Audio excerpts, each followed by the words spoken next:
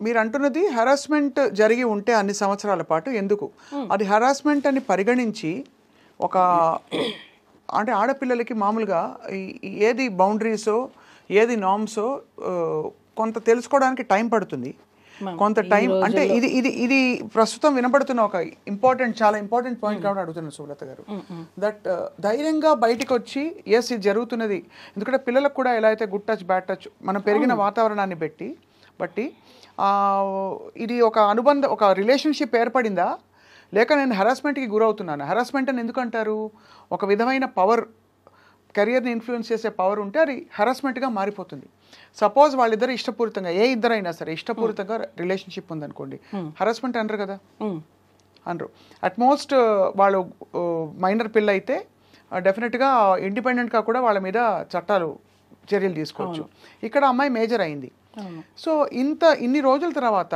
తన కెరియర్ని కూడా దాదాపు పక్కన పెట్టేసి తను బయటకు వచ్చినట్లే మీరు ఏం అనుమానిస్తున్నారు సుమా చెప్పండి మ్యామ్ టోటల్లీ నేను ఏం చెప్పాలనుకున్నా అంటే ఆ అమ్మాయి 2023 ఫెబ్ లాస్ట్ మా దగ్గర వర్క్ చేసింది 2023 ఫెబ్లో తను 2023లో తను మాస్టర్ దగ్గర నుంచి వెళ్ళిపోయింది అంటే 2024 అయిపోయింది తను కేసు పెట్టింది అప్పుడు ఆగస్టు సెప్టెంబర్ 2024 సెప్టెంబర్ అంటే 1.5 years పెట్టలేదు అంటున్నారు 1.5 year అమ్మాయి మన దగ్గర నుంచి వర్క్ నుంచి వెళ్ళిపోయింది దగ్గర లేదు టోటల్ తను రెఫర్ చేసింది మాత్రం అప్పుడు జరిగిన సంఘటనే కదా మెయిన్గా నువ్వు ఇన్ని రోజులు ఎందుకు ఆగేవు మరి ఈ 1.5 year గ్యాప్ ప్లస్ దానికి ముందు సంవత్సరాలు ఎందుకు ఆగేవు సరే నీ కెరియర్ కోసం నువ్వు ఉన్నా అంటున్నావు కదా మరి నీ కెరియర్ నువ్వు చూసుకున్నావు అప్పుడు నీ సెల్ఫ్ రెస్పెక్ట్ ఏమైంది అంటే నీ వర్క్ కోసం నువ్వు ఏమైనా రెడీయా చేయడానికి అంటే మీరు అడిగేది వర్కౌట్ అయినంత వరకు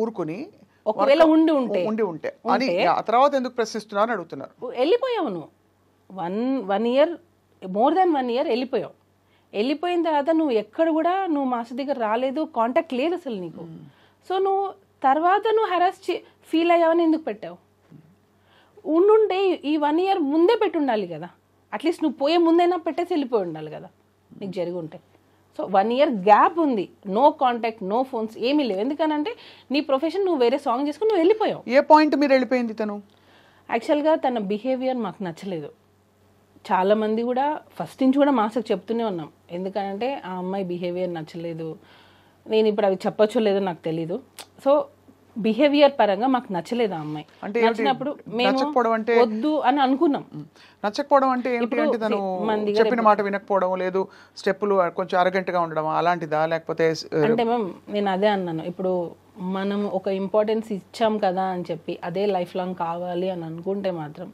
అది ఎప్పటికైనా మనకి ఎఫెక్ట్ అవుతుంది నీకు తగ్గ ఇంపార్టెన్స్ నీకు ఇస్తారు ఎప్పుడు అన్లెస్ నువ్వు దానికి అర్హురాలైతే నువ్వు ఎలిజిబుల్ అయితే నీకు ఖచ్చితంగా ఇంపార్టెన్స్ అనేది వస్తుంది నువ్వు కాదు కాబట్టి నీకు ఇంపార్టెన్స్ ఇవ్వలేదు నీకు స్టార్టింగ్లో వచ్చి నాకు ఎండింగ్ వరకు అలానే ఉండాలి అని అంటే ఇంకా మోర్ దాన్ దట్ కావాలి అని అనుకున్నప్పుడు దాన్ని ఎలా ఎంకరేజ్ చేస్తాం ఎవరైనా సరే సో ఆ ఇంపార్టెన్స్ తగ్గడంతో తనే వెళ్ళిపోయిందా మీరే వెళ్ళిపోమని చెప్పారా మేము వద్దు అన్నాం యాక్చువల్గా తను ఏంటంటే ఒక్కొక్కసారి ఫోన్ లిఫ్ట్ చేయదు ఇప్పుడు మనం ఒక కొరియోగ్రాఫర్గా అయ్యింది యాక్చువల్ కొరియోగ్రాఫర్ కార్డ్ మేమే ఇప్పించాం అమ్మాయికి యూనియన్లో ఫైట్ చేసి యూనియన్కి అగేనెస్ట్గా అమ్మాయికి కార్డు ఇప్పించిందే మేము ఎందుకు అగేన్స్ట్గా వెళ్ళాల్సిన అవసరం ఎందుకనంటే యూనియన్లో అమ్మాయి కార్డు ఇవ్వడానికి రెడీగా లేరు నేను చాలా విషయాలు నేను ఇక్కడ పెట్టుకోనున్నా చాలా విషయాలు నేను చెప్పాలంటే చాలా మంది ఫ్యామిలీస్ ఎఫెక్ట్ అవుతాయి అందుకే నేను చెప్పాలంటే కూడా నాకు అంటే నేను చెప్పేస్తే యూనియన్లో 600 మంది ఉంటారు వాళ్ళందరికీ ఎఫెక్ట్ అవుతుంది నేను మాట్లాడితే యూనియన్ గురించి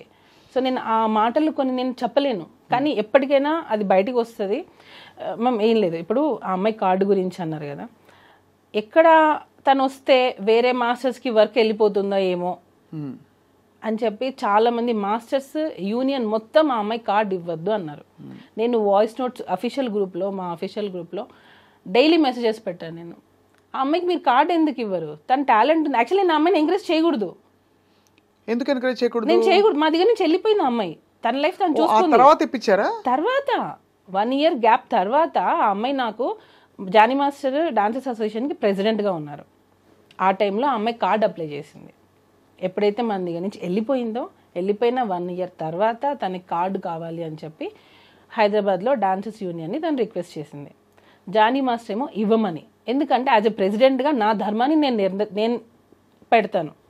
నాకు ఎన్నైనా ఉండనివ్వండి ప్రాబ్లమ్స్, కానీ నేను ఆ పోస్ట్కి న్యాయం చేయాలి అని చెప్పి మాస్టర్ ఇవ్వమని చెప్పారు. నేను మాస్టర్ ఇవ్వమని యూనియన్ మొత్తం ఆమె కార్డు ఇవ్వద్దు అని. ఎందుకు అని అంటే ఆమె వస్తే మిగతా మాస్టర్స్కి ఎక్కడ వర్క్ తగ్గిపోతుందో ఏమో వాళ్ళ భయం. అంటే అంత టాలెంట్తో తను దూసుకొచ్చేస్తుందని నమ్మారు వాళ్ళు అనుకున్నారు. ఇప్పుడు ఇంకొక యాంకర్ వస్తుందంటే ఇక్కడ ఇంకొక యాంకర్ భయపడతారు కదా మ్యామ్, ఎక్కడ తను వచ్చేస్తుందో ఏమో, ఒక ఇన్సెక్యూరిటీ ఉంటుంది కదా. దానివల్ల వీళ్ళందరూ అమ్మాయి కార్డు ఇవ్వద్దు. మేమేంటి, ఎవరి టాలెంట్ వాళ్ళది. ఎంతోమంది సంవత్సరాల తరపున ఉన్నారు, సంవత్సరాల నుంచి ఎంతమంది ఉన్నారు, కానీ వాళ్ళు లైట్లోకి రాలేదు. కానీ కొంతమంది ఫాస్ట్గా వచ్చేస్తారు. సో అలాంటి వాళ్ళని ఎంకరేజ్ చేయండి అని చెప్పి మాస్టర్ చాలా మందికి 6 మెంబర్స్కి కొరియోగ్రఫీ కార్డు ఇవ్వండి అని చెప్పి మాస్టర్ చాలా రిక్వెస్ట్ చేశారు. ఇవ్వలేదు. ఈ అమ్మాయిది కూడా ఫిలిం ఛాంబర్కి వెళ్ళి కంప్లైంట్ ఇస్తే ఆ కంప్లైంట్ బేస్ చేసుకొని మాస్టర్ యూనియన్కి అగెనెస్ట్గా అమ్మాయి కార్డు ఇప్పించారు. ఇచ్చింది మేము ఫైట్ చేసి అమ్మాయి కార్డు ఇప్పించాం. కార్డు వచ్చినంత వరకు కామ్గా ఉంది. కార్డు వచ్చిన తర్వాత ఎలిగేషన్తో మాస్టర్ని పెట్టి, ఇది అన్ఫేర్ మ్యామ్. టోటల్గా మన అన్నం పెట్టిన చేతిని మనమే నరికేసుకున్నాం. నేను ఫీల్ అయింది. మేము ఎంకరేజ్ చేశాము. మేము ఆ అమ్మాయిని కార్డు ఇవ్వడంలో నేను వాయిస్ నోట్స్ ఎన్ని పెట్టాను అవన్నీ ఎందుకు నా దగ్గర అన్నీ ఉన్నాయి విత్ డేట్స్. నేను సెక్రటరీకి పెట్టిన వాయిస్ నోట్స్, నేను జానీ మాస్టర్ కార్డు ఇవ్వమంటే మీరు ఆ అమ్మాయికి ఎందుకు ఇవ్వట్లేదు, మాస్టర్స్ గ్రూప్లో కూడా పెట్టాను నేను. కానీ చాలా కొంచెం విచిత్రంగానే ఉంది. అంత అపురూపమైన టాలెంటా? అంటే తను వచ్చేస్తే అందరూ అంత 600 మంది బెదిరిపోయేంత? అలా కాదు, ఎవరికి కూడా ఇవ్వద్దని. ఓకే, అసలు టోటల్ గా మాస్టర్స్ కార్డులే ఇవ్వద్దు, కొత్త కార్డులు ఇవ్వద్దని. ఈ అమ్మాయికి మాత్రం ఇవ్వాలని మీరు ఇన్సిస్ట్ చేసి, ఈ అమ్మాయికి మాత్రమే అని ఎందుకు వచ్చిందని అంటే తనకి ఆఫర్ వచ్చింది, మిగతా వాళ్ళకి ఆఫర్ రాలా. ఒక 6 మెంబర్స్ కొత్త కార్డ్స్ అప్లై చేశారు, మాస్టర్ కార్డ్స్. 6 మెంబర్స్లో ఈ అమ్మాయికి పుష్ప 2లో ఆఫర్ వచ్చింది. సో పుష్ప 2లో ఆఫర్ కావాలంటే తనకి హైదరాబాద్ కార్డు కావాలి. సో కార్డు కావాలి, ఆఫర్ ఉన్నప్పుడే. ఇప్పుడు అవకాశం వచ్చినప్పుడే మనకి ఆకలి వేసినప్పుడు మనం అన్నం తినాలి, కడుపు నిండిన తర్వాత మనం అన్నం తింటామా? కానీ ఆయన పెంచి పెద్ద చేసిన ఆల్మోస్ట్ ఒక కొరియోగ్రాఫర్కి ఆయనకు ఆల్మోస్ట్ ధీటుగా ఇప్పుడు పుష్ప 2లో ఆఫర్ రావడాన్ని జానీ మాస్టర్ ఎలా తీసుకున్నారు, ఎలా రిసీవ్ చేసుకున్నారు ఈ విషయాన్ని? అసలు ఎందుకు తీసుకోవాలి మేము, ఎలా ఎందుకు తీసుకోవాలి? ఇప్పుడు మీరు కొరియోగ్రాఫర్, మీకు వస్తాయి. అసలు దాని గురించి మాకు అవసరం లేదు. ఎవరి టాలెంట్ వాళ్ళది, వాళ్ళకి నచ్చి ఉంటుంది, ఇచ్చి ఉంటారు. దానిలో కూడా కొరియోగ్రాఫర్గా ఇచ్చారు. పర్టికులర్గా సింగిల్ సాంగ్ ఏమి ఇవ్వలేదు అమ్మాయికి. కొరియోగ్రాఫర్గా చేసింది. గణేష్ ఆచార్య మాస్టర్ కింద చేశారు అమ్మాయి. సో ఆ అమ్మాయికి కార్డు అమ్మాయి ఆ మూవీలో చేయాలి అని అంటే తనకి హైదరాబాద్ కార్డు కంపల్సరీ ఉండాలి. దానికోసం ఫైట్ చేసి కార్డు ఇప్పించాము మేము. యూనియన్కి అగేనెస్ట్గా ఫైట్ చేసి ఇప్పించాము మేము ఆ అమ్మాయికి.